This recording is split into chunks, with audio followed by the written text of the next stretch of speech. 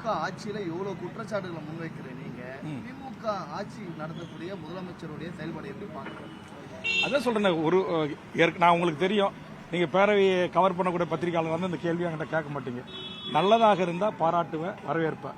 மக்களுக்கு இது மாதிரி பார்ச்சனை லாக்அப் டெத்து உங்களுக்கு தெரியும்.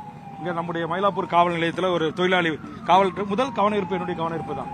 டங்ஸ்டன் தொழிற்சாலைக்கு முதல் கவனஈர்ப்பு என்னுடைய கவனஈர்ப்பு தான். 800 அனல் மின் நிலைய விரிவாக்கத்துக்கு முதல் கவனஈர்ப்பு என்னுடைய கவனஈர்ப்பு தான். NLCக்கு முதல் கவனஈர்ப்பு முதல் பேச்சு என்னுடைய பேச்சு தான். ஆக எங்கு பரந்தூர் விமான நிலையத்தில் கூட்டணி கட்சியா இருந்ததா 5000 போலீஸ் தடையை மீறி 5 SP தடையை மீறி ஒரு 2 DIG ஒரு IG தடையை மீறி அங்க போய் போராட்ட காலத்தில் பங்கெடுத்து கொண்டேன். அதே மாதிரி தான் ஸ்டெர்லைட்ல துப்பாக்கி சூட்டுக்கு அதிமுக காட்டுல மக்கள் அங்க செத்து கடந்த போது அவருக்கு ஆறுதல் சொல்ல போன இடத்துல விமான நிலையத்திலே நான் கைது செய்யப்பட்டு சிறைப்படுத்தப்பட்டு உங்களுக்கு எல்லாருக்கும் தெரியும். ஆக என்னை பொறுத்த வரையில் இந்த கூட்டு பொறியியல் அதெல்லாம் இடம் கிடையாது.